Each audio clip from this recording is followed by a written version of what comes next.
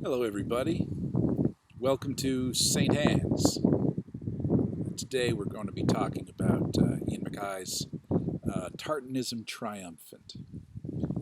This is the site of the Gaelic College, which is mentioned towards the end of his article, and with a certain amount of dubiousness. But this is a great article. This is something that sets a tone. There are people who might potentially have a problem with it. I'm not one of them. McKay is a public historian. A public historian is basically someone, or rather, I'll call him a public historian in as much as his field of inquiry is public history. Public history is what the state tells as its history, how the state performs its past, the narrative that it creates of a place. So what gets commemorated, who gets things named after them, all these sorts of questions are what public history is about. In his area is Nova Scotia particularly. I'm sure he has other great works, but the two sort of significant books are Quest of the Folk and In the Province of History. Quest of the Folk came out in the early 1990s, and it sort of takes to task some of the early days of folklore inquiry in a way that I am sympathetic to his argument, and at the same time, there are a couple of problems with it, but we're not talking about that. In the Province of History came out a couple of years ago, and it's co-authored by a grad student, or by another scholar whose name escapes me right now, unfortunately, but I'll put it up on the screen. And it is, this article is actually subsequently incorporated into In the Province of History. It is about Nova Scotia and how Nova Scotia has fundamentally sold itself as sort of a place of Antimodernism. And it's a really fascinating read. One of the concepts that it's good to get a handle on is what William Hugh Jansen called the esoteric and exoteric factor in folklore. And that's basically that groups are, this will be picked up later by people like Richard Bauman in terms of differential identity, but basically that there's a group understanding of itself and a group understanding of the other. Now, that can shift in a number of different ways, but at any given moment, a community might have something to say about the group down the road. So, an example that I will sometimes use in classes is Canadians versus Americans, where Canadians think this, or Canadians think Canadians are like this, and Canadians think Americans are like this. And we'll go through in a class that's housed in Canada, where the majority of the students are typically from Canada. We'll start listing off all those prejudices. Canadians like this and Americans like this. And often you'll find, big surprise, that the list of American qualities is negative. The list of American qualities is sort of, a one-to-one contrast with Canadian. Not always, but we are talking in generalities.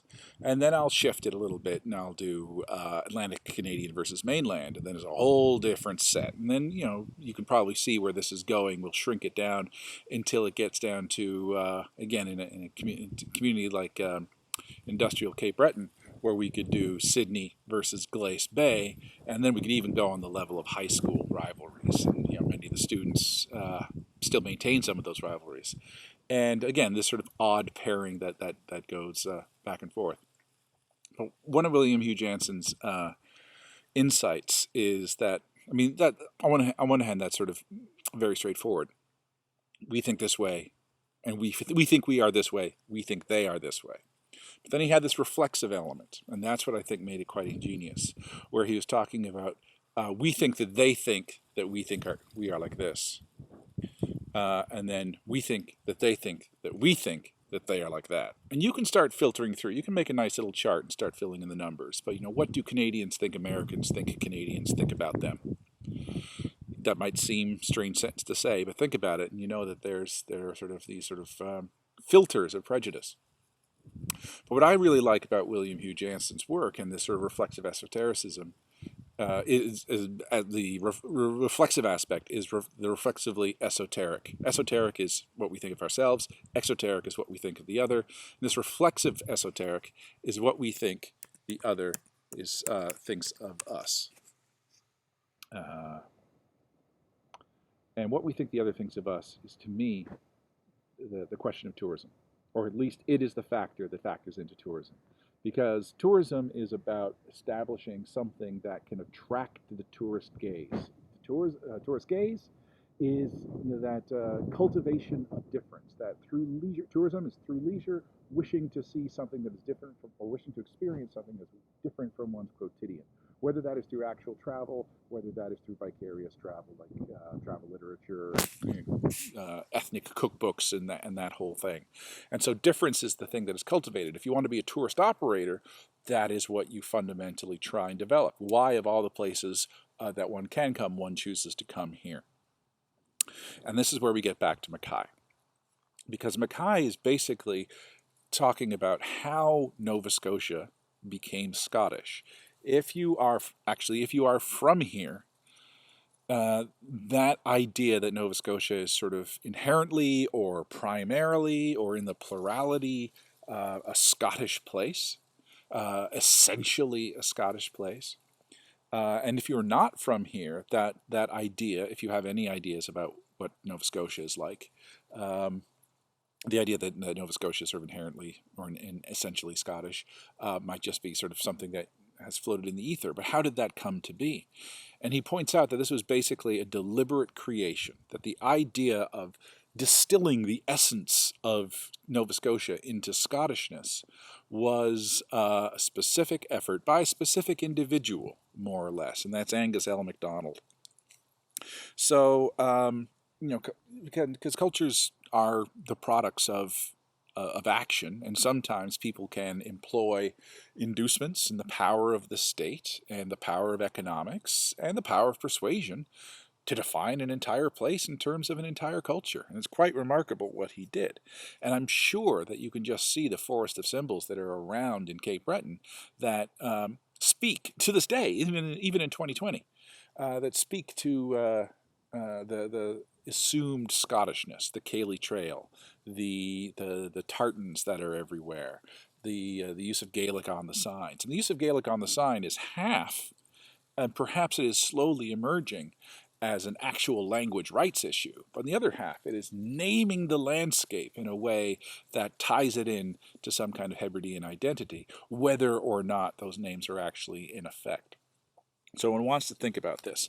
And because Nova Scotia was not ever necessarily inherently Scottish. Obviously, Nova Scotia, Latin for New Scotland, there is something present there. But by that same logic, New Brunswick should be inherently German, or essentially German, because of what it was named for. And that is not the case. So the fact that a place in the New World was named by the colonial powers after a place in the Old is not necessarily mean much of anything. I mean, if you go into your neighbor's living room and call it your bedroom, it doesn't necessarily make it essentially your bedroom.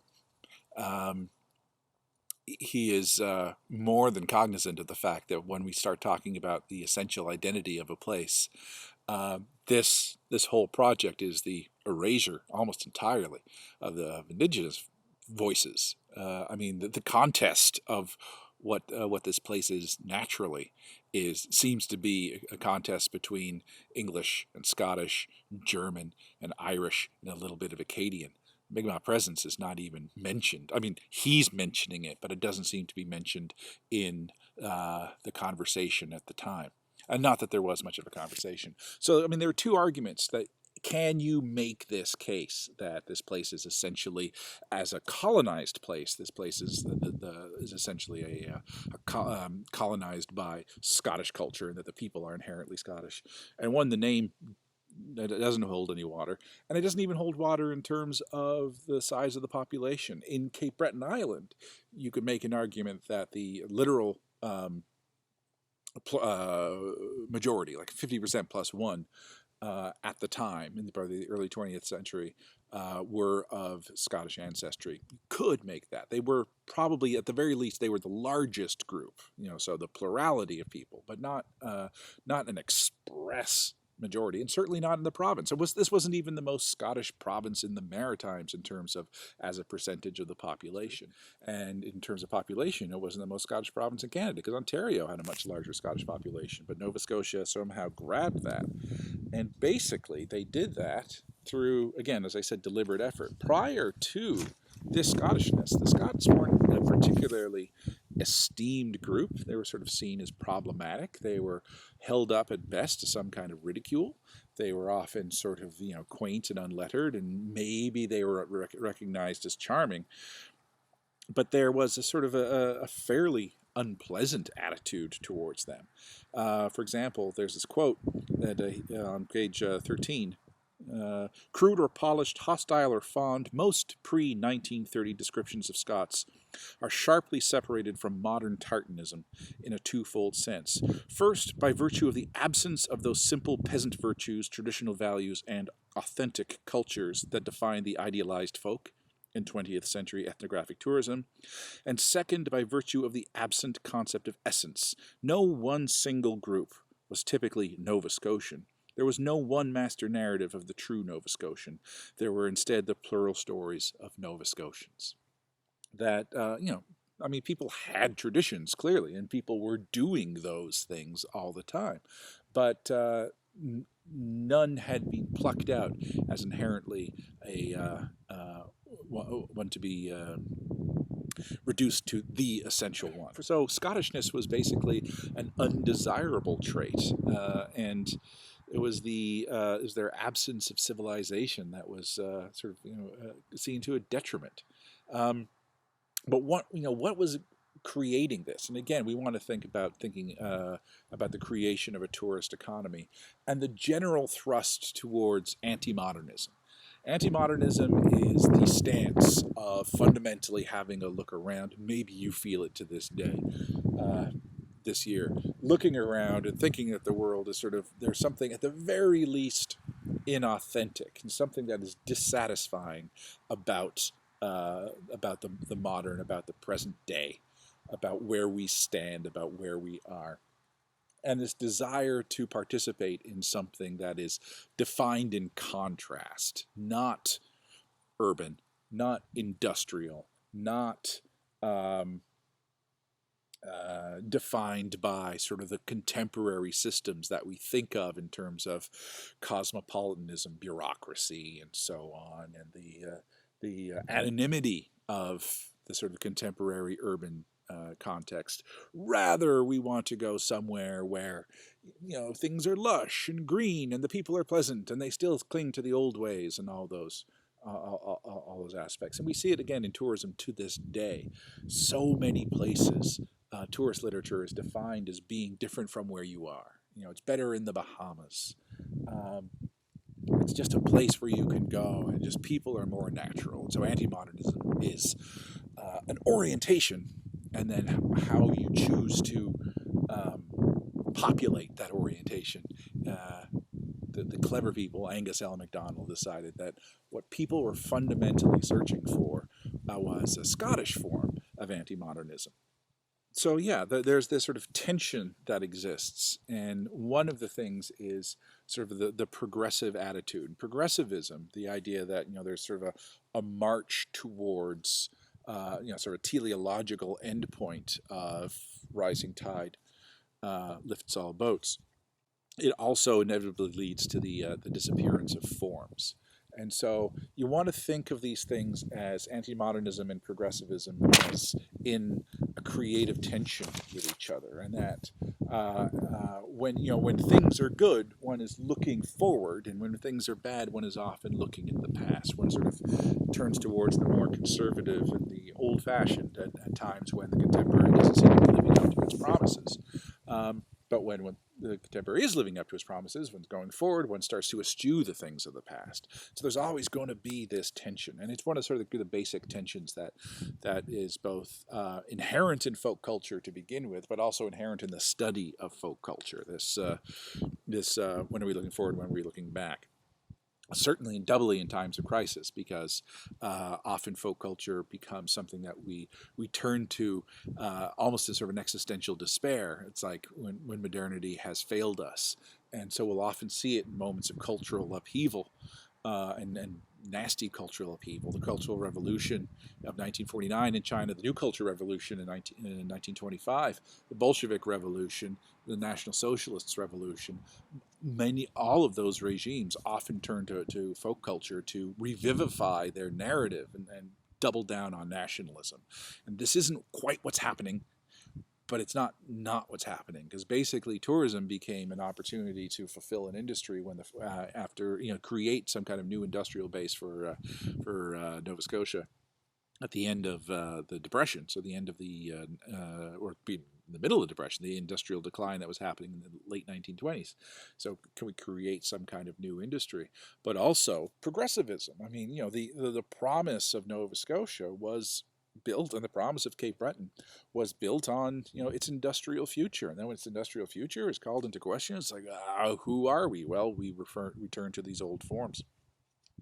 Another thing that, of all the possible identities that really sort of made Scottish emerge as a possible one, were the Highlanders and the various regiments and the use of tartan in regimenting. The first gathering of the clans in 1919 in Sydney was basically a regiment reunion.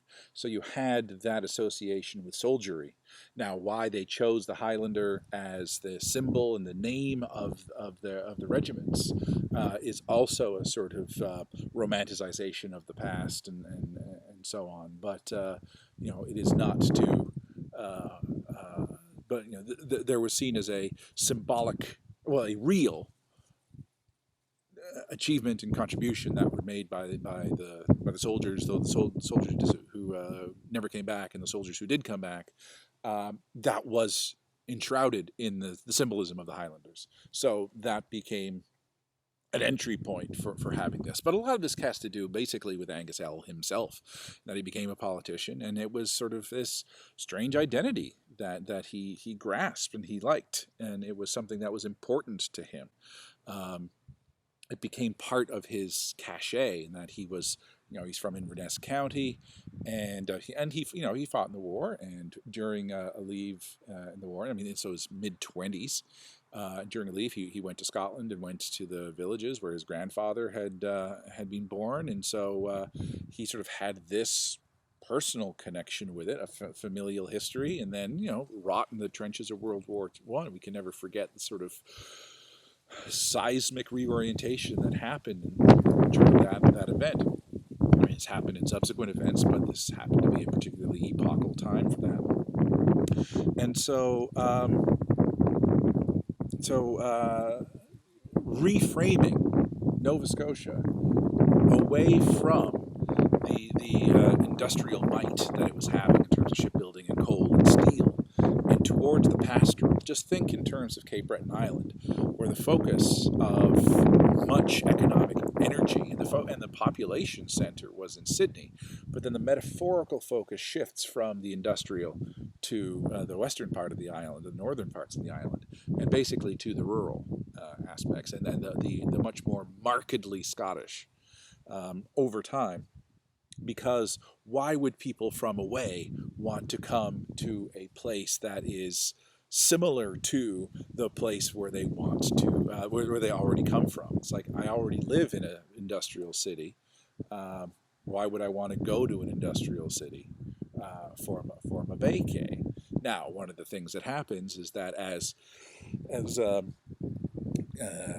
the contemporary population of Cape Breton is also interested in being a contemporary population and citizens of the world, and so they are creating modernity, not because they choose to. They're trying to be progressivism, and then this massive industry comes in of what's the word I'm looking for, of tartanization of tourism, which wants the old-fashioned and the traditional and to be foregrounded at the very least. And so it's not that the modern is necessarily erased, but it's markedly absent from from this thrust. So again, you have that tension. You have that tension in part because again, people recognize that this is a viable industry, and of course they are connected to this past. It's just that it's one of their many identities, and I mean the individual might be of Scots ancestry, but they're not necessarily wouldn't have defined themselves first and foremost as that. I mean, they define themselves in the way that we all do, but all of a sudden this becomes valued in a particularly different way. What's really kind of fascinating is that he was kind of indifferent to this issue of authenticity. MacDonald was interested in this highly romantic idea of Scottishness. He was profligate with his terminology in terms of Highlander and Lowlander and Scot and Gael and all these terms, which don't actually mean the same thing. But when it suited his purpose, he would bring the term, whatever sort of floated his boat in terms of what sounded good at the time. My favorite part of the article is that when people were sort of, okay, well, you want people to be, what kind of, how do you want people to dress? What if having people wear the kilt and having people wear sort of Scottish Highland dress, what should they look like? And he pointed to a pack of cigarettes. He pointed to the McDonald's cigarette girl. McDonald's cigarettes, Export A. I don't know if you smoke, but I think you can still see her face on the thing. But she was the Ontario Tobacco Company with the last name McDonald, and use Scottish imagery to sell cigarettes. And he said, something like that. And that's not like taken from a piece of classic vernacular Hebridean art. That's some, copy editor out of Ontario. So MacDonald was particularly indifferent.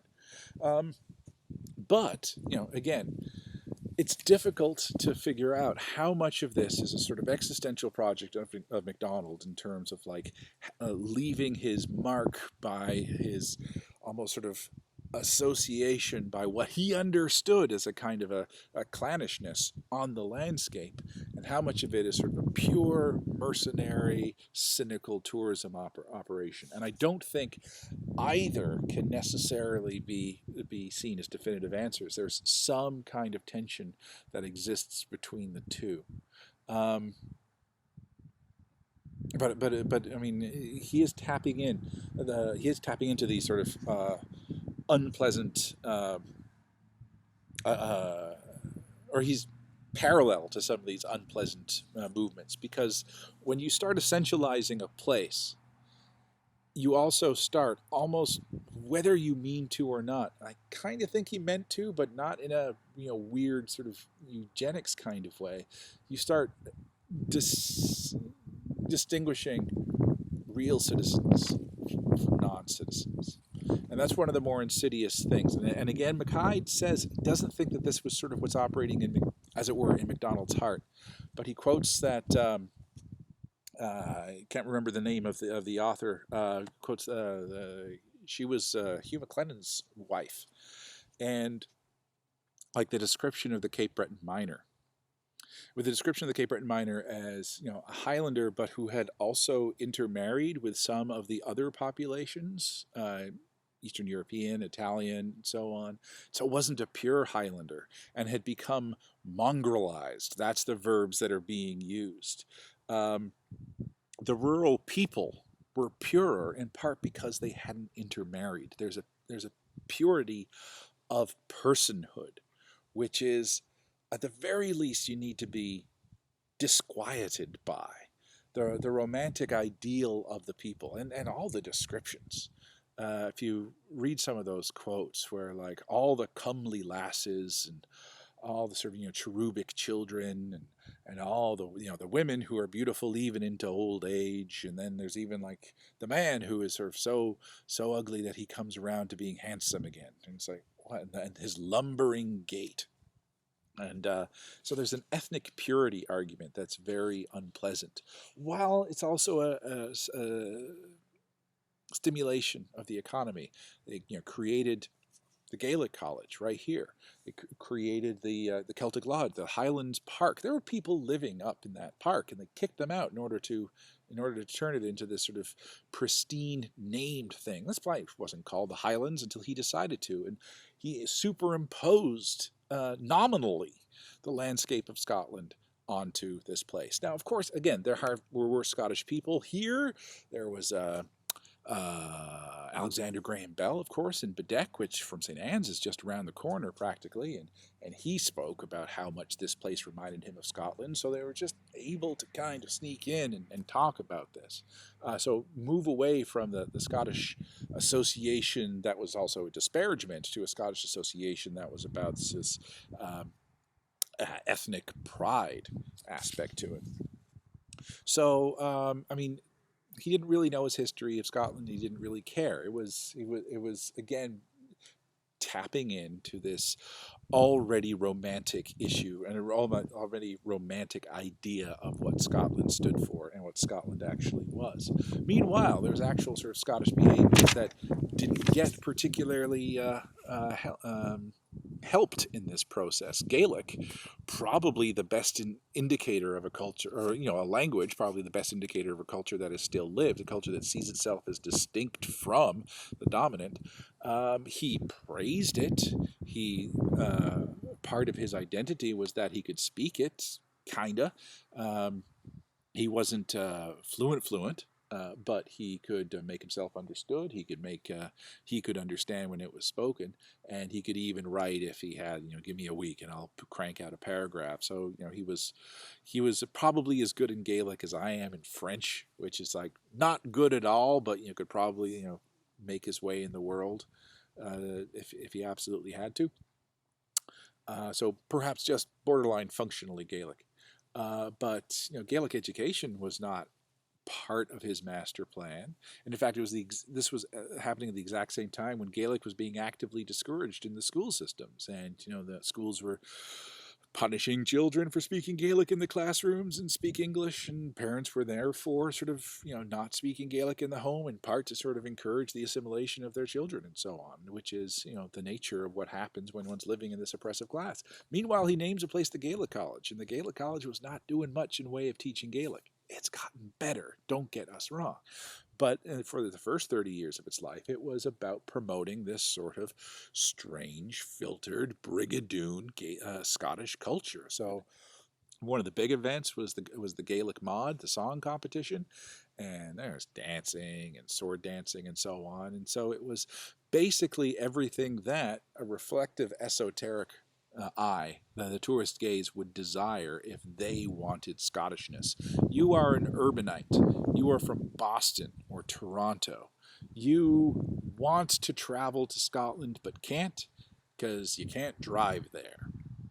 And so what do you get? Well, lo and behold, you're flipping through some kind of magazine and you see basically come to have a taste of Scotland that you can drive to. Trains every single day. Come here, a 2-day cruise from Boston as opposed to a 10-day sojourn across the North Atlantic. Why would you not? And when you come here, what are you going to see? You're going to see dancing. You're going to see kilts. You're going to see comely little lasses, red hair, high cheekbones and freckles and high socks, and you're going to see all of that. And it's going to be great. It's going to be available between June 21st and September 1st. Come on down. So you had this strange performance, and at the very end, you had because he was instrumental in building in having the Canso Causeway, the connector that actually had a permanent link as opposed to a ferry, a permanent link between the island and the mainland. And he died before it was open, but he was one of the big advocates for it. He was premier for the second time. He was premier between 47 and 54, 45 and 54. I have the dates. I'll put the correct ones on the screen.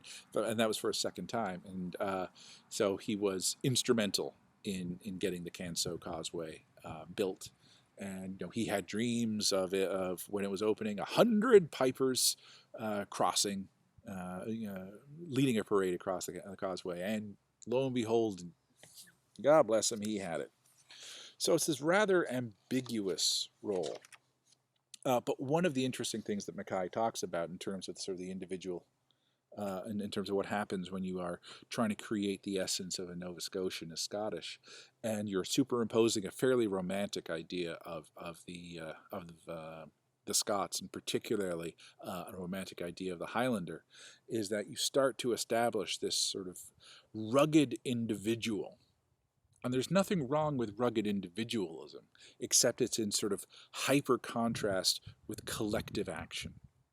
And so MacDonald was present in Nova Scotia in the first half of the 20th century, which was also the great upswell in Union activity, when the absolutely appalling conditions in the mines were fought against by labor. We elected communists to Ottawa. The labor movement was incredibly strong, with figures like Clary Gillis, with folk poets like Don Fraser. Labor was this about collective activity, and in MacDonald's mind, that was not what the Highland essence was, because the Highlander basically went out into the field by himself and was one who acted alone. So he's particularly fighting against this. Again, we've already sort of talked about like the weird ethnic mongrelization, Puritanism that was in place in terms of the miners in the industrial areas and then the urban centers, where there was miscegenation and intermarriage. You had the mongrelization of the Scottish character. So, and those are the people who went into unions. Those are the people who went into the mines, and those are the people who organized the people in the mines. And it was the people who stayed in the landscape, who stayed on the land that resembles the Highlands of Scotland themselves, who are basically still subsistence living. That's the true identity. And lest you think that this was only racist, it was also remarkably sexist. Have no fear. There's this wonderful quote. I see in certain countries a tendency to some or other form of paternalism, which was his code for socialism or the welfare state, that must rob manhood of much of its character and life of the joy of individual achievement. Against any direct invasion of our liberties, I know that Scotsmen will stand again as they have stood before, but I would fain hope that the vigorous manhood of Scotland's sons would also assert itself against all forms of action which will tend to produce a generation whose pride has vanished and whose sense of independence has been lost. Just let that sit for a second, what he's fundamentally talking about. That what he wants is this Scottish character, what he imagines as this Scottish character, to have felt ashamed collective action and to rise again and to go back into the rugged individual. Yes, I use the word to rise again. We know what we're talking about. And so what I leave you with is this image. Where I'm going to put it. I'm going to put it right here. This image. This is the caper. He might have another name, but this is the caper, and this is the mascot of Cape Breton University. You might recognize him. How is our institution? The institution that you might be a student at right now, and if you're not a student watching this video, look around. Represented by this hyper masculine, let's just say what it is. It's a racist caricature using the gross oversimplification of Scottish identity to explain some kind of ethos that goes beyond simple athleticism. Does it not? Isn't there something problematic about this? In as much as one of the things that 2020 has seen is the final decision to rename the Washington football team, and other teams are following suit or have already followed suit. or changed at the very least the depiction of their mascots. I don't think this is the same magnitude, but it is of the same kind, in that a place, a people, is being essentialized into a hyper, um, almost on the level of sort of a noble savage, the lone rugged individual that is at the same time oddly counter to other prevailing narratives that we are meant to be engendering. That was a bit of a rant, but it gets me. So McKay's article is, I think, really important because it starts off at the very beginning with letters that happened, exchange of letters, where in the 1950s, people are starting to sort of say, oh, well, okay, Scottish. We chose Scottish. That's good. It could have been any of these. And it actually, and when I say any of these, it's still the colonial influences. The letter that he quotes at the very beginning isn't including First Nations voices in this. But, what's the exact term he uses?